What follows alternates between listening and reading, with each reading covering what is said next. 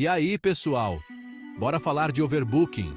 Esse é um daqueles temas que ninguém quer enfrentar, mas que, infelizmente, muitos de nós já tivemos que lidar.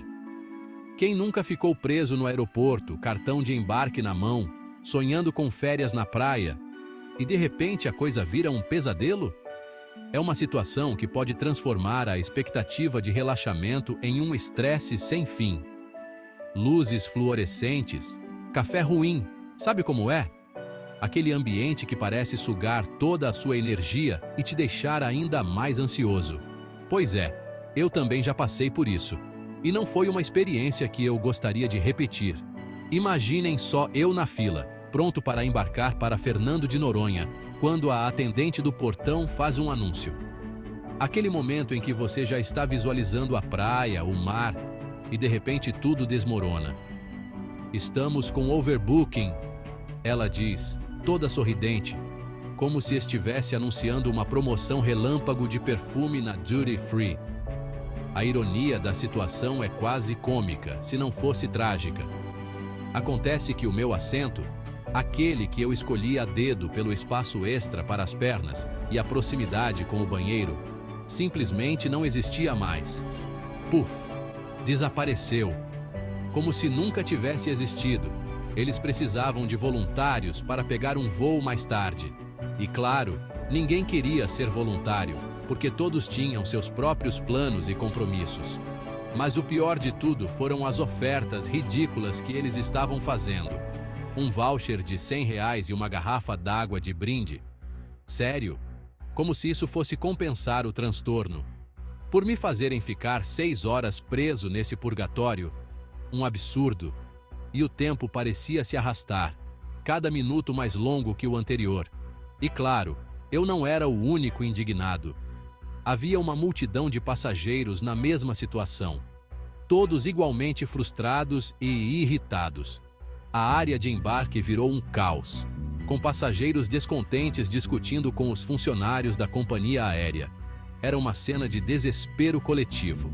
Parecia até Black Friday, mas em vez de TVs com desconto, todo mundo brigando pelo privilégio de não ficar retido no aeroporto. Uma verdadeira batalha campal. Essa, meus amigos, é a realidade cruel do overbooking. Uma prática que parece beneficiar apenas as companhias aéreas. As companhias aéreas, na sua infinita sabedoria, vendem mais bilhetes do que assentos, apostando que nem todos os passageiros irão aparecer. E quando todos aparecem, o caos se instala. E sabe de uma coisa? Isso é algo que todos nós precisamos estar cientes e preparados para enfrentar. Na maioria das vezes, elas se safam. Mas quando a coisa aperta, a situação pode se tornar insustentável. Mas quando a coisa aperta, aí, meus amigos, a cena não é bonita. É um verdadeiro show de horrores. Digamos que a cena não é bonita, é um caos total, com passageiros furiosos e funcionários sobrecarregados tentando manter a ordem. Naquele dia, no aeroporto, eu aprendi uma lição valiosa. A indústria aérea não está nem aí para os seus planos de férias. Eles estão mais preocupados com seus lucros. O negócio deles é arrancar até o último centavo dos passageiros, mesmo que isso signifique te deixar na mão, furioso, em um terminal de aeroporto. E isso é algo que todos nós precisamos entender. Então, o que podemos fazer para nos proteger dessa praga do overbooking? Existem algumas estratégias que podemos adotar. Fica ligado que eu vou te guiar pelos meandros obscuros do overbooking e, mais importante, como você pode se defender, porque conhecimento é poder e estar preparado pode fazer toda a diferença. Porque ninguém, e eu digo ninguém, mexe com as minhas férias. E eu quero que você também tenha essa confiança. Principalmente se essa pessoa tiver uma equipe de filmagem e um canal no YouTube. Então, vamos juntos enfrentar essa batalha e garantir que nossas viagens sejam tão tranquilas quanto possível. Vamos deixar uma coisa clara. O overbooking não é um ato divino ou algo aleatório. É uma prática intencional e bem planejada. É uma estratégia de negócios calculada, e as companhias aéreas são mestres nessa arte obscura. Elas estudam padrões de comportamento dos passageiros. Elas fazem isso porque, bem, elas podem.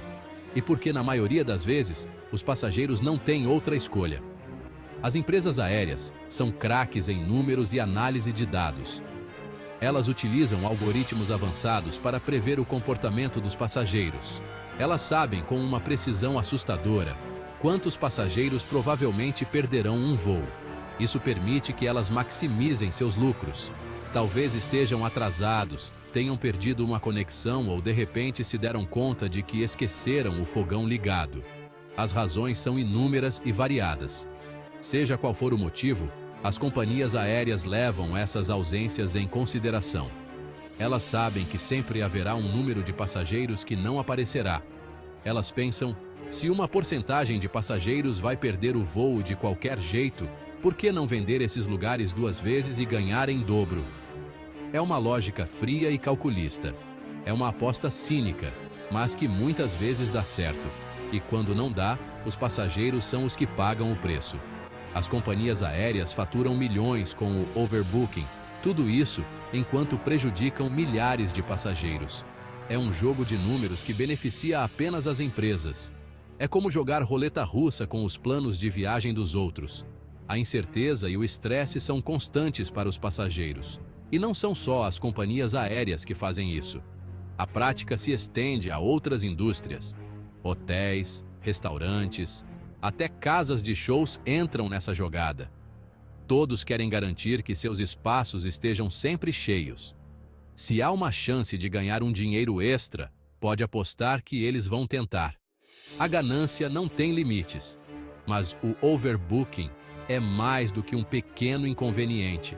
É uma prática que pode arruinar planos de viagem e causar grande frustração.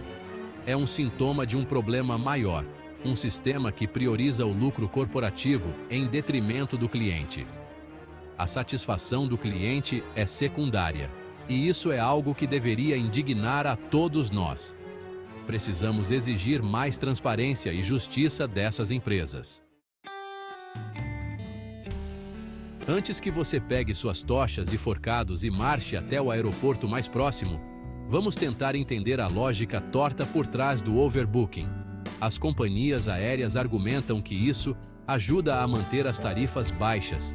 Pense bem, assentos vazios significam perda de receita. Ao fazer o overbooking, elas estão basicamente se precavendo, garantindo que cada voo esteja o mais cheio possível. Elas alegam que isso permite oferecer passagens mais baratas para todos. E para ser justo, há um fundo de verdade nisso. O overbooking permite que as companhias aéreas operem com uma capacidade maior, o que, em teoria, pode levar a tarifas mais baixas. Mas tem um porém. Essas tarifas mais baixas geralmente vêm com um custo oculto.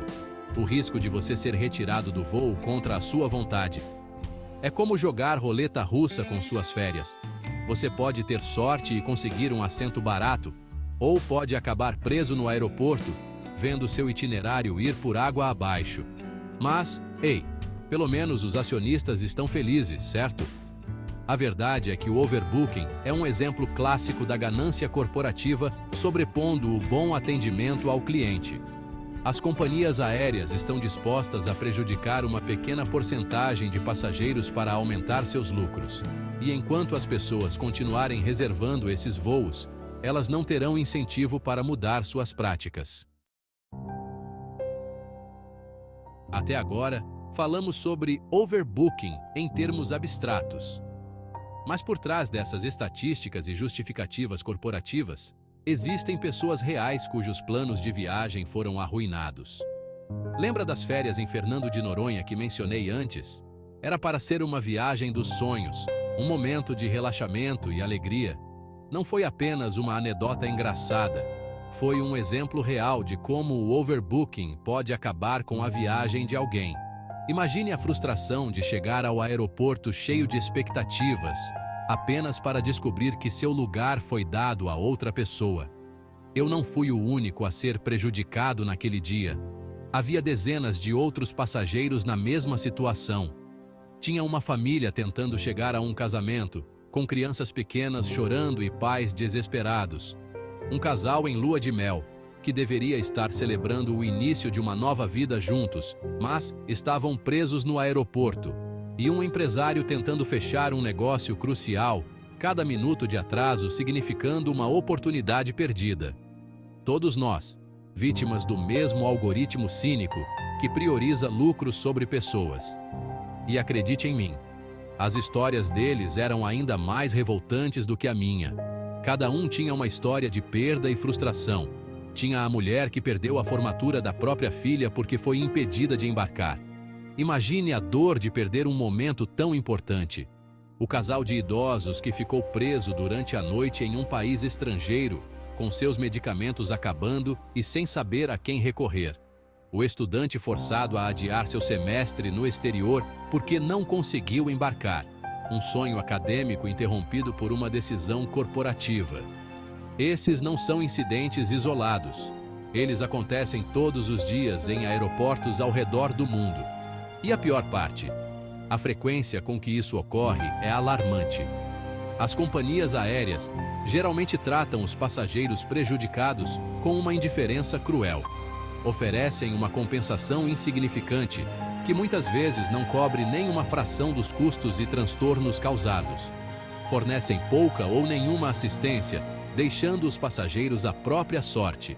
E agem como se tudo fosse apenas um inconveniente menor, algo que os passageiros deveriam aceitar sem questionar. Mas, para as pessoas cujas vidas são afetadas, é muito mais do que isso. É uma experiência traumática que pode ter repercussões duradouras. São oportunidades perdidas, sonhos destruídos e um profundo sentimento de traição.